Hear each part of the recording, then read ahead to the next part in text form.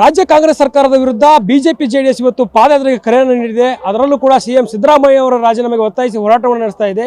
ಈ ವಿಚಾರಕ್ಕೆ ಸಂಬಂಧಪಟ್ಟಂತೆ ಮಾತನಾಡಲು ನಮ್ಮ ಜೊತೆ ಹುಬ್ಬಳ್ಳಿ ಧಾರವಾಡ ಸೆಂಟ್ರಲ್ ಶಾಸಕರಾದಂಥ ಮಹೇಶ್ ತೆಂಗಿನಕಾಯಿ ಸರ್ ಇದ್ದಾರೆ. ಸರ್, ಇವತ್ತು ಹೋರಾಟ ತೀವ್ರತೆಯನ್ನು ಪಡ್ಕೊಳ್ತಾ ಇದೆ. ಕಳೆದ 3-4 ತಿಂಗಳಿಂದ ಕೂಡ SST ದಲಿತರ ವಾಲ್ಮೀಕಿ ಹಗರಣ ಮೂಢ ಕೇಸಿನ ಬಗ್ಗೆ ಹೋರಾಟ ಆಗ್ತಾ ಇದೆ.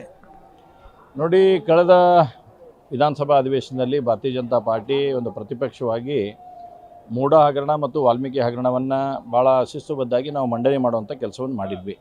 ಆದರೆ ಇವತ್ತು ದುರ್ದೈವದ ಸಂಗತಿ, ಈ ರಾಜ್ಯದ ಮುಖ್ಯಮಂತ್ರಿ ಸಮಾಜವಾದಿ ಅಂತ ಹೇಳ್ಕೊಂಡು ಬಂದಿರತಕ್ಕಂಥ ಸಿದ್ದರಾಮಯ್ಯನವರು ಮೂಢ ಹಗರಣದಿಂದ ಮೂಡಾಗೋ ಮುಖಾಂತರ ಓಡಿ ಹೋಗೋ ಮುಖಾಂತರ ಇವತ್ತು ಮೂಢ ಹಗರಣದ ಬಗ್ಗೆ ಚರ್ಚೆಯನ್ನು ಮಾಡೋಕ್ಕೊಳ್ಳಾರ್ದಂಥ ರಾಜ್ಯದ ಯಾರ ಮುಖ್ಯಮಂತ್ರಿ ಅದು ಸಿದ್ದರಾಮಯ್ಯನವರು.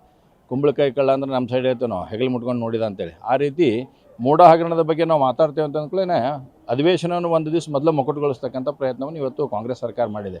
ಅಂದರೆ ಇವತ್ತು ಸ್ಪಷ್ಟತೆ ಇದೆ, ಮೂಢ ಹಗರಣದಲ್ಲಿ ವಾಲ್ಮೀಕಿ ಹಗರಣದಲ್ಲಿ ಕಾಂಗ್ರೆಸ್ ಸರ್ಕಾರ ಭ್ರಷ್ಟಾಚಾರ ಮಾಡಿರೋದು ಜಗಜ್ಜಾಹೀರಾಗಿರ್ತಕ್ಕಂಥ ಕೆಲಸವನ್ನು ಇವತ್ತು ಅವ್ರು ಮಾಡಿದ್ದಾರೆ. ದಲಿತರ ಹಣವನ್ನು ನುಂಗತಕ್ಕಂಥ ಕೆಲಸವನ್ನು ಇವತ್ತು ಸನ್ಮಾನ್ಯ ಮುಖ್ಯಮಂತ್ರಿಗಳ ನೇತೃತ್ವದಲ್ಲಿ ಆಗಿದೆ. ಯಾಕಂದರೆ ಇವತ್ತು ಫೈನಾನ್ಸ್ ಇರೋದು ಅವ್ರದ್ದೇ ಇದೆ. ಅವ್ರ ನೇತೃತ್ವದಲ್ಲಿ ಇವತ್ತು ಆಗಿರ್ತಕ್ಕಂಥ ಕೆಲಸ ಅನ್ನೋಂಥದ್ದನ್ನು ಕೇವಲ ಮಂತ್ರಿಗೆ ರಾಜೀನಾಮೆ ಕೊಡಿಸಿರಲ್ಲ, ಸ್ವತಃ ಮುಖ್ಯಮಂತ್ರಿಗಳು ಇದಕ್ಕೆ ರಾಜೀನಾಮೆ ಕೊಡಬೇಕನ್ನೋಂಥ ಆಗ್ರಹವನ್ನು ಮಾಡಿ ಇವತ್ತಿನಿಂದ ನಮ್ಮ ಪಾದಯಾತ್ರೆಯನ್ನು ಬೆಂಗಳೂರಿನಿಂದ ಮೈಸೂರಿಗೆ ಪಾದಯಾತ್ರೆ ಭಾರತೀಯ ಜನತಾ ಪಾರ್ಟಿ JDS ಸಂಯುಕ್ತ ಆಶ್ರಯದಲ್ಲಿ ಪ್ರಾರಂಭ ಮಾಡ್ತಾ ಇದೆ. ಸರ್, ಮೊದಲ ದಿನ ಪಾದಯಾತ್ರೆ ಆರಂಭ ಮಾಡಿದರೆ ಈ ಒಂದು ರಾಜ್ಯಪಾಲರ ನೋಟಿಸ್ಗೂ ಕೂಡ ಸಾಕಷ್ಟು ಸಚಿವ ಸಂಪುಟ ಸಭೆ ನಡೆಸಿ ವಿರೋಧವನ್ನು ವ್ಯಕ್ತಪಡಿಸ್ತಾರೆ. ಜೊತೆಗೆ ನಾನು ತಪ್ಪು ಮಾಡಿಲ್ಲ ಅಂದರೆ ಯಾಕೆ ಇಷ್ಟೊಂದು ಹೆದರ್ಕೊಳ್ಬೇಕು? ನೋಡಿ, ಸಿಂಪಲ್ ಆಗಿದೆ. ಇವತ್ತು ಆ ಥರ ಏನಾದರೂ ನೋಟಿಸ್ ಕೊಟ್ಟಿದ್ರು ಅಂತಂದ್ರೆ ರಾಜ್ಯಪಾಲರು ಕೊಟ್ಟಾರಂದ್ರೆ ಅದಕ್ಕೆ ಉತ್ತರ ಕೊಡ್ತಕ್ಕಂಥ ಕೆಲಸವನ್ನು ಸಿದ್ದರಾಮಯ್ಯನವ್ರು ಮಾಡಬೇಕಾಗಿತ್ತು.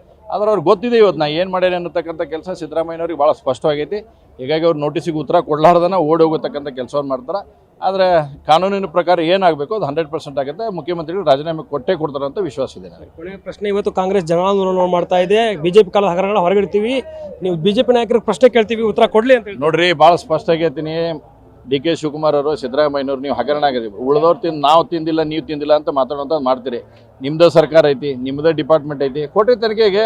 ಎಲ್ಲನೂ ಕೂಡ CBI ಕೊಡ್ರಿ. ಯಾರ್ಯಾರು ಇದ್ದವ್ರು ಒಳಗೆ ಹೋಗ್ಲಿ, ಒಂದ್ಸಲ ಸ್ವಚ್ಛರಾಗಲಿ, ಎಲ್ಲ ಪಾರ್ಟಿಯರ ಸ್ವಚ್ಛಕ್ಕೋ ಕೊಟ್ಬಿಟ್ರಿ ಒಂದ್ಸಲ CBI ತನಿಖೆಗೆ. ನಿಮ್ಗೆ ಗಟ್ಸ್ ಇತ್ತಂತಂದ್ರೆ ಕಾಂಗ್ರೆಸ್ ಪಾರ್ಟಿಗೆ ಏನಾದರೂ ದಮ್ಮು ಅಥವಾ ಗಟ್ಸ್ ಅನ್ನೋಂಥದ್ದು ಏನಾರು ಇದ್ರೆ ಅಷ್ಟು ಹಗರಣವನ್ನು CBI ತನಿಖೆಗೆ ಕೊಡಿಸ್ರಿ.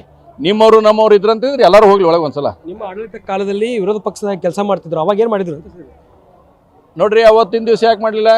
ವಿರೋಧ ಅವ್ರು ಒಂದ್ಸಲ ಹಿಂದೆ 5 ವರ್ಷನೂ ಆಳ್ಯಾರ. ಅವಾಗ ಇದನ್ನೇ ಹೇಳ್ತಿದ್ರು, ನಿಮ್ಮ ಹಗರಣಗಳು ನಮ್ಮಲ್ಲದಾವ್, ನಮ್ಮ ಕಡೆ ಐತಿ ಅಂತ. ಇದ್ದಿದ್ದೇನು ಹೊರಗೆ ತಗೊಂಬರ್ರಿ ಎಲ್ಲನೂ. ಅದನ್ನ ಯಾಕೆ ಇಟ್ಕೊಂಡು ಕೂತಿರಿ ಒಳಗನ್ನ? ಇದೇನು ಬ್ಲ್ಯಾಕ್ ಮೇಲ್ ತಂತ್ರ ಅಂತಾರೆ? 100% ಬ್ಲ್ಯಾಕ್ ಮೇಲ್ ತಂತ್ರ ಮಾಡೋದು. ನೀನು ಗಪ್ ನಾನು ಗಪ್ ಅನ್ನೋತಕ್ಕಂಥ ಕೆಲಸ ಮಾಡೋಕೆ ಅವ್ರು ಪ್ರಯತ್ನ ಮಾಡತ್ತಾರ. BJP ಅವ್ರಿಗೆ ಹೆದರಿಕೆ ಒಡ್ತಕ್ಕಂಥ ಕೆಲಸವನ್ನು ನಿಮ್ದು ಐತಂತ್ರ. ಭಾರತೀಯ ಜನತಾ ಪಾರ್ಟಿ ಇದಕ್ಕೆ ಯಾಕೋ ಸೊಪ್ಪು ಹಾಕುವಂಥ ಪ್ರಶ್ನೆ ಇಲ್ಲ. ಅವ್ರು ಏನು ಬೇಕಾದ ತನಿಖೆ ಬೇಕಾದ್ರೆ ಅವ್ರಿಗೆ ಈಗೂ ಐತಿ. ಇನ್ನೂ ಮುಖ್ಯಮಂತ್ರಿ ಇನ್ನೂ ಎಷ್ಟು ದಿವಸ ಇರ್ತಾರೆ ಗೊತ್ತಿಲ್ಲ. ನಮ್ಮ 7ನೇ ನಮ್ಮ ಪಾದಯಾತ್ರೆ ಮುಗಿದಾಗ ಇರ್ತಾರಿಲ್ಲ ಗೊತ್ತಿಲ್ಲ. ಅಷ್ಟರೊಳಗೆ ಎಲ್ಲವನ್ನೂ ತನಿಖೆ ಕೊಡ್ರಿ ದಮ್ಮಿದ್ರೆ ನಿಮಗೆ.